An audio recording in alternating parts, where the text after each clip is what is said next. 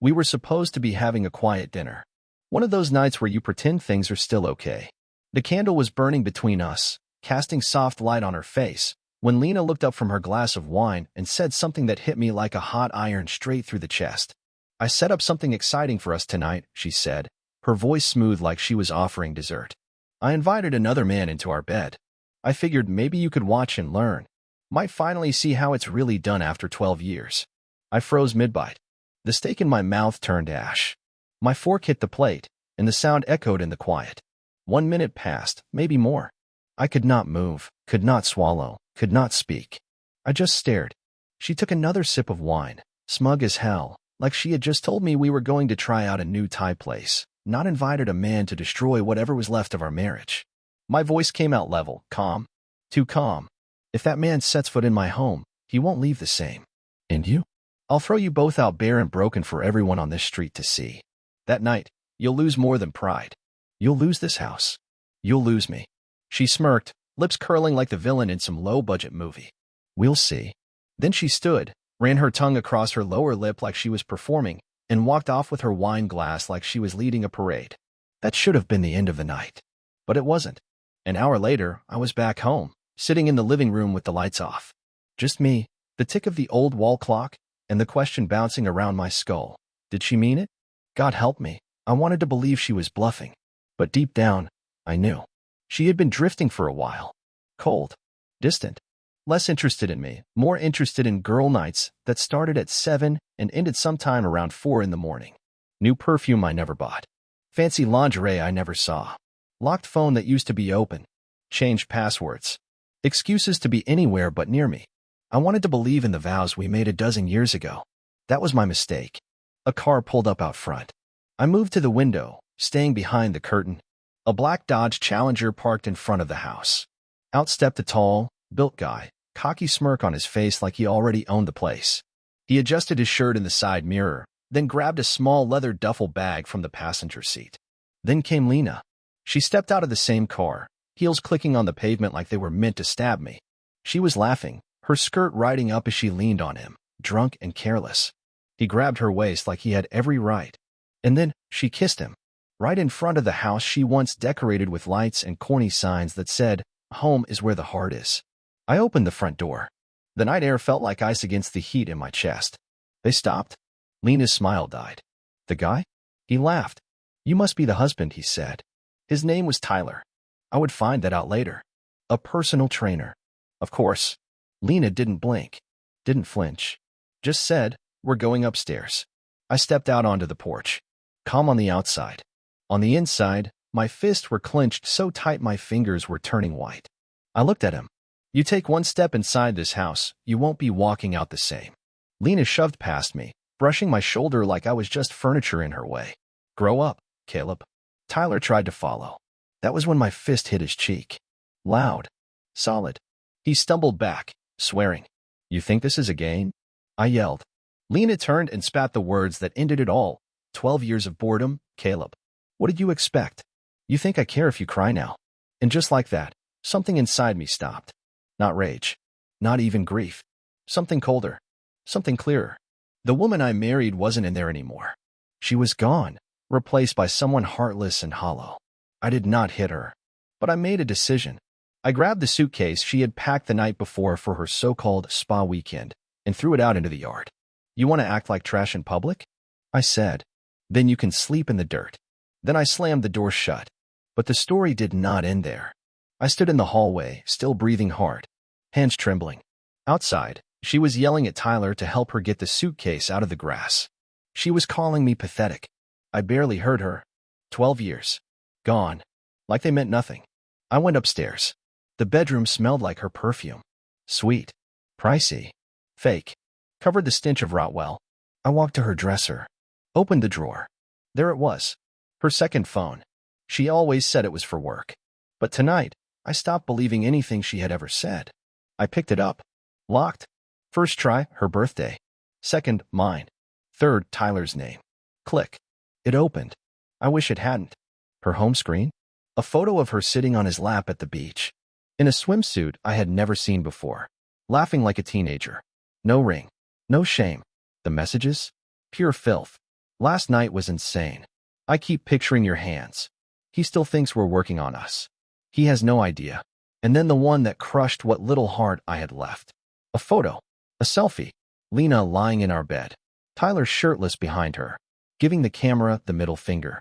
Caption, he's downstairs. If only he knew. I sat on the edge of the bed. I did not cry. I could not. There was nothing left to feel. It was not just cheating. It was deliberate. Cruel. Enjoyed. I let the phone slide from my hand and stared at the floor. How had I not seen it? How long had I been living with a ghost? How much of this had I missed? And worse, how much had I let happen just by trusting her? Then I heard the front door. Not her. Not him. Different footsteps. I grabbed the baseball bat from the corner and crept downstairs. I rounded the corner. Chris, my neighbor. He raised his hands, holding a paper bag. Easy, man, he said. I thought you could use this. Inside the bag was a bottle of whiskey and a pack of smokes. I saw what happened, he muttered. She's something else. I nodded. Took the bottle. She's been coming home late for a while now, Chris added. I've seen that guy before. More than once. Figured you knew. Of course, I hadn't. But everyone else probably had. I had been the fool in the story. The clown. The loyal idiot who believed in promises while she was out there laughing behind my back. I looked Chris in the eye and said, thanks. But in my chest, something shifted. This wasn't heartbreak anymore. This was war. And I was done playing nice. Some of the messages on her second phone were old. Some were just from a few days ago. But one thread stopped me cold. The subject line read, my exit strategy. It was a back and forth between her and a guy named Jared. And it laid everything out in black and white. Her whole plan. Turns out, Tyler was just a piece in her game. She wanted him to provoke me, get me angry, maybe even violent, so she could play the part of the scared wife. The victim. Take the house, drain the accounts, and leave with everything. She wrote, once he snaps, it's all mine. The house, the money. He'll break, and I'll finally be free. Jared replied like he was her cheerleader. You deserve better. Let him burn. So that was it. All the cold shoulders. The sudden distance. The strange new habits. They weren't accidents. She wasn't pulling away because she was confused. She was setting me up to look like a monster. And that dinner last night, that wasn't some spontaneous confession. That was the finishing move in a long-planned con. She wasn't trying to fix our marriage. She was trying to bury me in it. I stood up so fast the room tilted. My vision went blurry. My fists clenched on their own. The rage didn't come all at once. It came slow, hot, heavy, controlled, but deadly. She wasn't just unfaithful. She was trying to ruin me, to light my life on fire while I was still inside it. Then I heard her voice again outside the front door. Laughing. A knock followed. Light. Fake polite. Daniel, she called, dragging out my name like a song. Really? You're locking me out? It's cold. I didn't answer. Another knock. Then she jiggled the handle. Still locked. Come on. Stop being dramatic, she huffed. I said nothing. Fine. She snapped, voice colder now. I'll sleep at Tyler's tonight. But don't think this is over. You're gonna regret humiliating me. Then she gave me her favorite line, the one she used on waiters, cashiers, anyone who crossed her. You have no idea who you're messing with. I peeked out the window. She stomped back to the car in those same heels that once danced in our kitchen, muttered something to Tyler, and they drove off. I stood there, watching the empty street. My heart didn't ache anymore. My hands weren't trembling. I wasn't broken. I was done. But she wasn't ready for that. I marched up to the safe in our closet, pulled everything out. Marriage license, bank statements, house deed. I laid them across the bed like I was planning a battlefield. Because that is exactly what it had become. This was not going to be a divorce. This was going to be a demolition. And by the time it was over, only one of us would be left standing. She came home the next morning like nothing had happened. Starbucks cup in one hand, sunglasses hiding whatever she was feeling. Keys swinging from her fingers like she was a teenager sneaking in after curfew. I was in the kitchen, dressed and calm. Her second phone sat on the table, next to a thick manila envelope. She paused. Her smile faltered for half a second. Then came the smirk. You really need to loosen up, baby, she said, taking a sip of her coffee. We both know you're not throwing me out. I didn't say a word. Just looked at her. Tyler drop you off? I asked. She blinked. So what if he did? I tapped the phone. You ever heard the term emotional murder, Jess? She rolled her eyes. You're being dramatic. I told you what I wanted. At least I was honest. I didn't sneak around. I gave you a chance to step up. I stood slowly, pushed the envelope across the table. Open it. She did. Slowly. Casually. Like it was a game. Inside was a printed stack of screenshots, texts, emails, photos. At first, her face didn't move. But I saw her fingers tighten. Her throat shift. The photo of her and Tyler in our bed, the one where he flipped off the camera like he owned the place, hit her like a slap. You went through my phone, she hissed. You left it in my house. That makes it evidence. She flipped the page. Jared's message. The plan. The scheme. You weren't supposed to see that, she muttered. But it's real, isn't it? She didn't answer. Just dropped the folder back on the table and crossed her arms. I got tired of pretending, she finally said. Tired of you.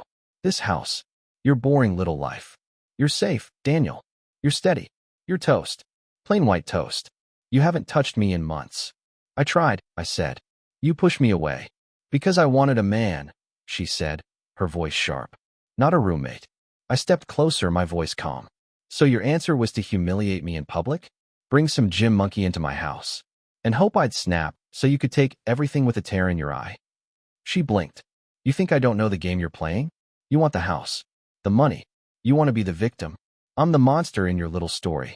You are a monster, she shouted. Reading my messages? Throwing punches? Threatening people. You planned it, I said. And you walked right into your own trap. Her smirk came back. Which makes you the idiot. I looked at her and felt nothing. No pain. No love. Just disgust. You're not the woman I married. She shrugged. Good. That girl was weak. No, I said. She was loyal. And you killed her.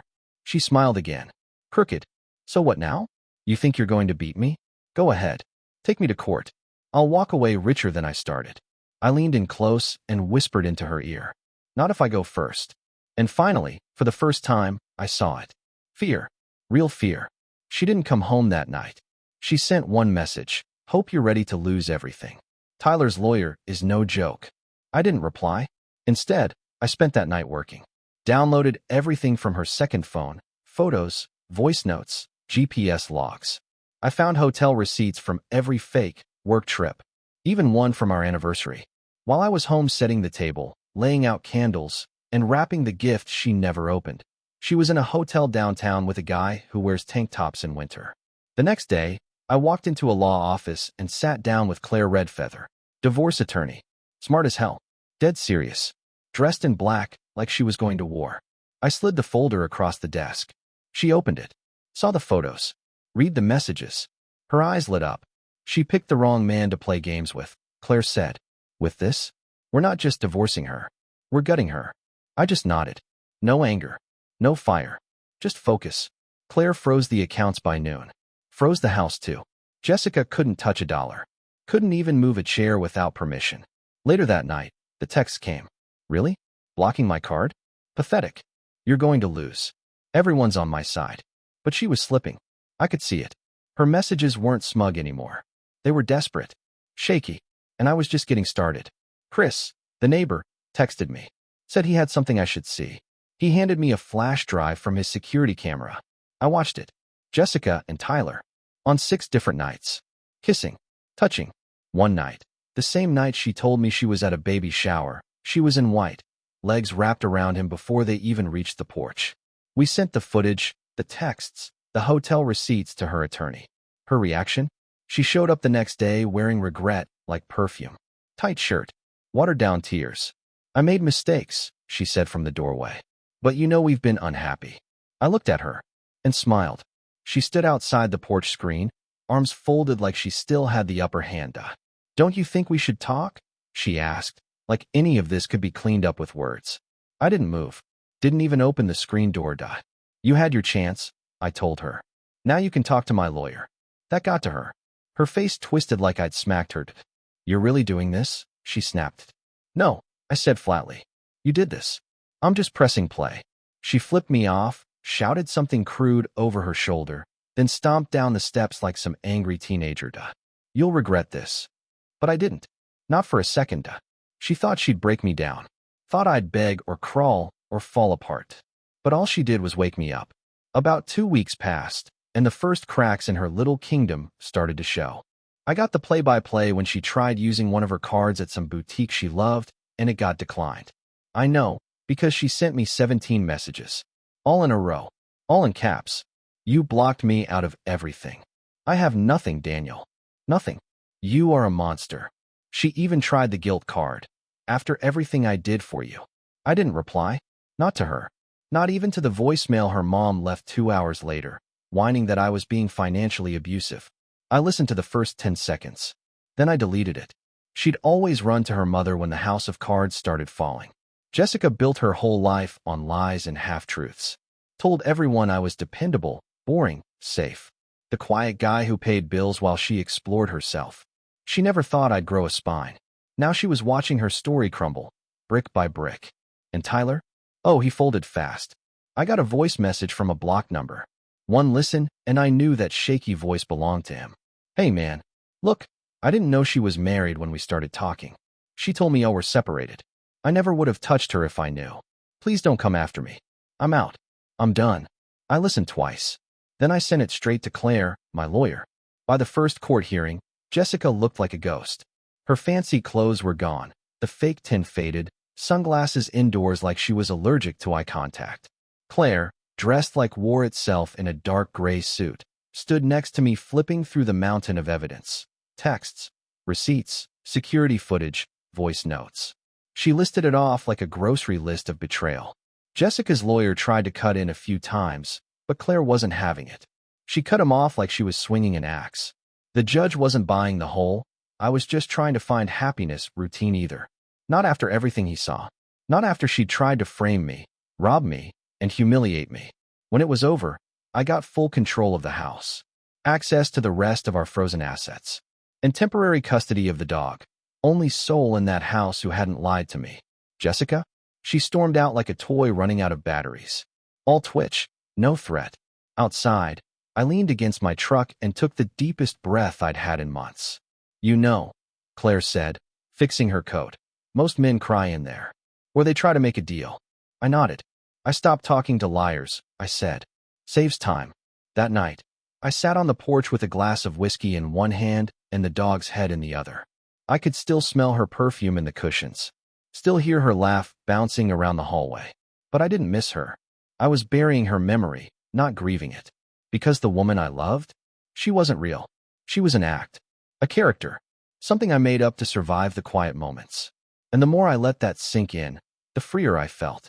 Then came the small-town gossip. Whispers. Check-ins. Folks asking how I was holding up. Most of it I ignored. Then someone leaked the porch footage. You know, the one Chris gave me? From his security camera. The one showing Jessica wrapped around Tyler like a Christmas bough? Claire's team had uploaded it during legal discovery. Some assistant sent it to the wrong place, and, bam, it wound up on a local gossip page. By noon, the whole town had seen it, including her boss. Jessica worked for a private marketing firm. All image, all brand. That video was like poison, burned through her resume like acid. She was put on leave by the next day. Indefinitely. Of course, she tried spinning it. Told everyone I was trying to ruin her. But here's the thing. You cannot sue the truth. I heard from someone at her office that she had a full-blown meltdown in the parking lot. Screaming into her phone like a banshee. Good. Let it fall apart. She earned it. Meanwhile, I was living. I started jogging again. Cooking real food. Sleeping through the night. The house was clean. The air didn't feel heavy anymore. I was healing. But then came the call I didn't expect. Tyler. I didn't know the number, but I picked up out of curiosity. His voice was hushed, nervous, like he was hiding in a supply closet. Look, man, I didn't sign up for all this. You signed up for my wife, I said. Pretty sure you knew the deal. No, you don't get it. She's unraveling. She's talking about hurting herself. Or you. She told me if she can't win, she'll burn it all down. He paused. The kind of pause that tastes like regret. She said you used to hit her. I laughed. Not because it was funny, but because it was so expected. Of course she did, I said. She needs a villain. Always does. I just thought you should know, he said. I hung up. Not out of anger. Just cold recognition. Jessica had reached desperation mode. And desperate people? They get dangerous. So I made moves. I upgraded the house security. Gave Claire full permission to notify the police if anything happened. I documented everything. Calls. Messages. Time she drove by real slow. All of it went into a folder I named insurance. Then came the final blow. It was 2:17 in the morning. I heard banging on the front door. Checked the cameras.